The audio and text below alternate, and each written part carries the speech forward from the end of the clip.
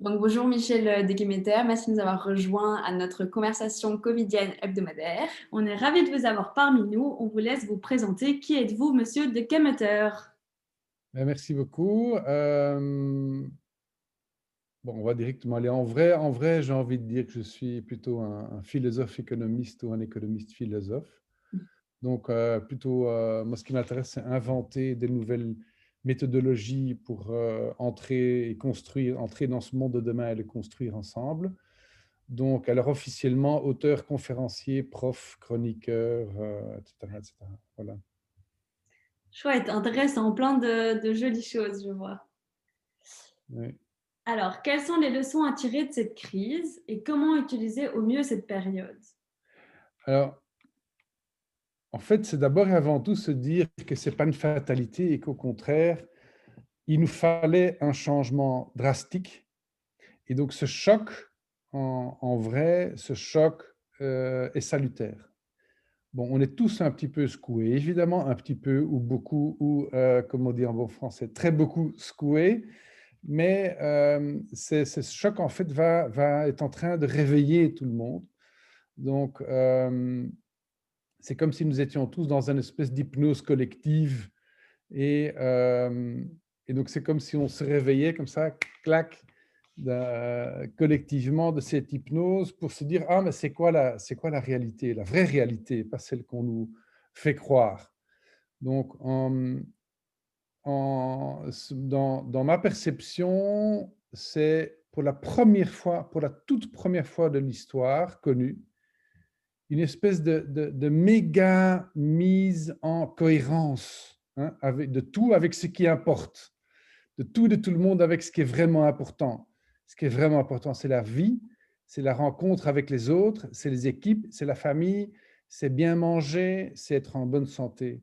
Ces choses-là, et qu'on puisse faire des choses, et on y reviendra probablement plus tard dans l'interview, faire des choses qu'on aime faire et qui contribuent vraiment au monde. Donc, dans ce choc, évidemment, et dans cette mise en cohérence, bon, c'est pas pour tout le monde. On se rend compte qu'il y a quand même encore beaucoup de récalcitrants, beaucoup de résistance, l'impression qu'il y a beaucoup de dirigeants et de personnes même qui s'accrochent encore à ce qu'il leur reste de certitude. Mais les tours jumelles s'effondrent, hein, donc toutes ces pans de l'économie et ces certitudes-là également sont en train de s'effondrer. Ce qui est incohérent s'effondre, fond comme neige au soleil, disparaît. C'est très, très extraordinaire, je trouve, de pouvoir observer ça.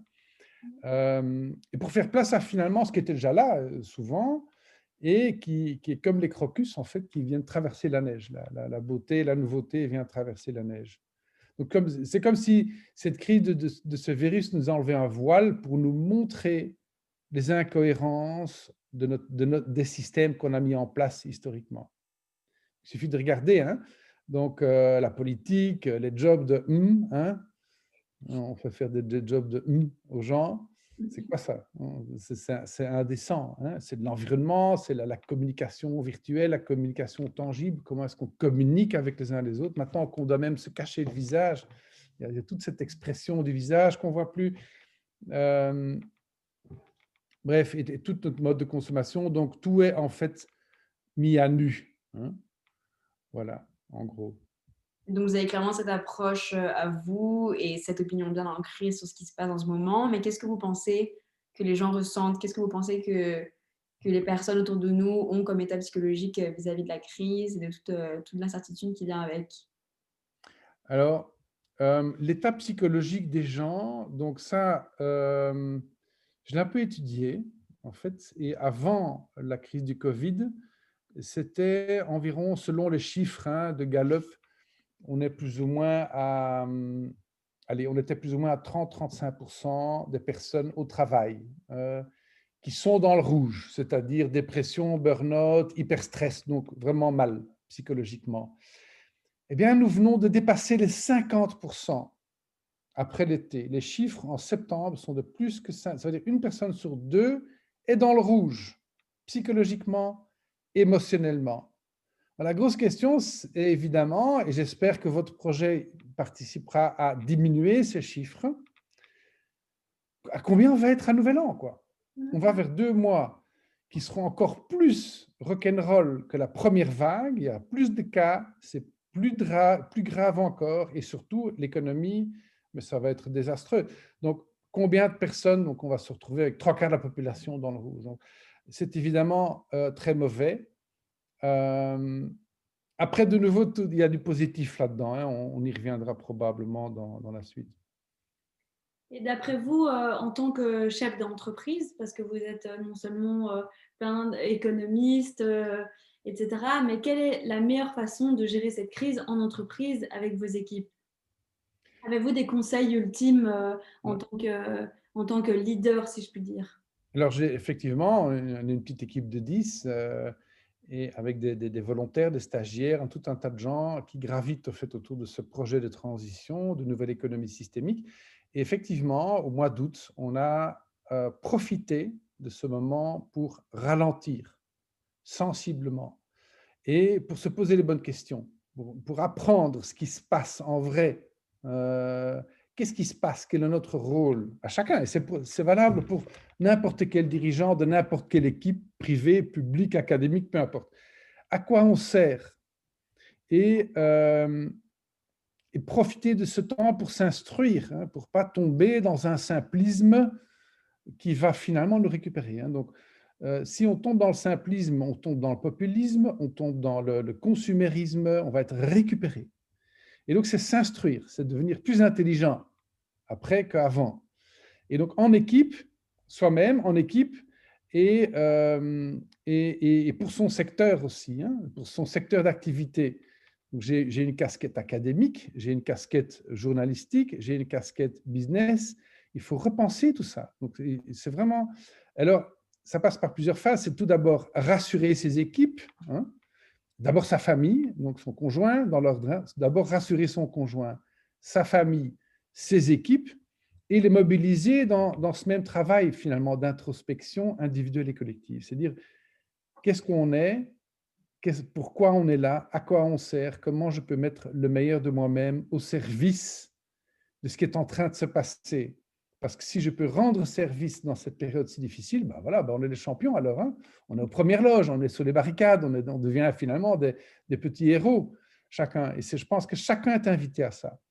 Alors, aussi, nous avons décidé en équipe, début août, de méditer tous les matins. Donc, tous les matins, alors parfois on rate un petit peu une matinée parce qu'on est en déplacement, mais on décide de rien dans la journée tant qu'on n'a pas fait nos 5, 10, 15 minutes de méditation. Et ça nous a énormément aidé depuis début août.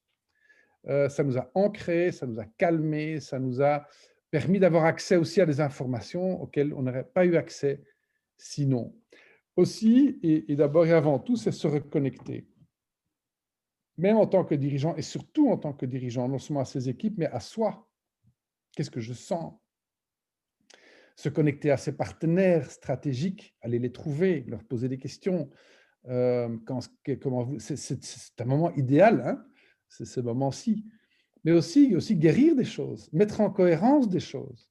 Individuellement, c'est guérir des choses qu'on porte en nous, qui sont des anciennes blessures, des anciens traumas. Ben, c'est le moment de les régler, quoi, hein. On est aujourd'hui très porté par... Il y a de mauvaises énergies, mais il y a de très bonnes énergies aussi en cours pour nettoyer, se débarrasser, en avant. On fait le nettoyage du grenier, de la cave et des remises. C'est un petit peu ça, c'est cette image-là. Hein.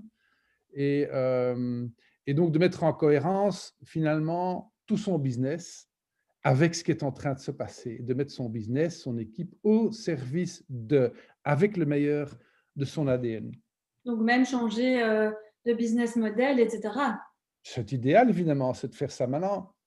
Si on ne le fait pas maintenant, on le fera quand? Avec qui? Donc c'est vraiment maintenant qu'il faut faire ça. Et c'est justement ce ralenti, cette espèce de ralentissement obligatoire qui va être salutaire pour se poser d'abord dans le calme. Hein, donc il faut rassurer tout le monde. Il faut, et c'est aller chercher chacun. Il n'y a personne de trop humble pour participer à cet exercice. Ces ouvriers, ces livreurs, les jeunes, les seniors qui ont pris leur pension, il faut aller les chercher. C'est aller vraiment chercher toute catégorie de fonctions confondues, toute génération confondue, toute couleur, toute culture confondue, poser des questions et réfléchir à l'avenir. Donc, c'est vraiment ça, pour aller vers finalement aussi chacun, vers ce qu'on aime faire. Parce que c'est ça finalement, si chacun peut faire ce qu'il aime et développer une excellence, une passion, et donc développer une vraie excellence, chacun va devenir très désirable, hein, à tous les niveaux du coup. Bah oui, c'est quelqu'un qui est épanoui, ben, il devient désirable, mais absolument à tous les niveaux. C'est quelqu'un avec qui on a envie de travailler, c'est quelqu'un avec qui on a envie d'être. Donc voilà, et si tout le monde fait ça, ben, clac, on est dans un nouveau monde, hein. Et donc, si vous aviez un message vraiment à faire passer, à communiquer à tout le monde vis-à-vis du Covid, lequel serait-il? Un peu le résumé de tout ce qui précède, c'est profiter vraiment à pleines dents de ce ralentissement obligatoire pour vous reconnecter à ce qui importe le plus et nettoyer, donc vous débarrasser de ce qui est superflu, mais dans sa vie privée aussi, hein, des objets même, parfois des relations inutiles qui nous plombent l'énergie aussi. Et donc, tout ce qui crée plus de valeur, en fait, pour se reconnecter d'abord à ceux qui vous aiment et que vous aimez, et à ce que vous voudriez amener au monde en tant qu'individu et en tant qu'équipe. Donc, et en famille aussi, vraiment se reconnecter à sa famille. Parfois, c'est difficile en famille, mais la famille sera toujours là, hein, par la biologie. Donc, se reconnecter à sa famille, même si c'est difficile. Voilà. Bon, super, ben, un tout grand merci pour cette interview super intéressante et enrichissante. J'espère que ça va aider pas mal de gens à pouvoir ressortir le meilleur de cette crise et trouver bah, finalement du positif et trouver un bon équilibre pour tous. Donc voilà, nous vous remercions de Mais tout. merci à vous. Franchement, ce travail que vous faites est très important, très précieux. Et vraiment, tous ceux qui vous regardent, on vous remercie de tout cœur de faire ce travail parce qu'il n'était pas trop tôt déjà de le faire. Et on se réjouit de voir les autres interventions que vous allez avoir avec les autres intervenants. Merci beaucoup à vous, en tout cas. Ben, un grand merci à vous pour votre enthousiasme. Merci. Merci beaucoup. Au revoir. Merci beaucoup. Au revoir.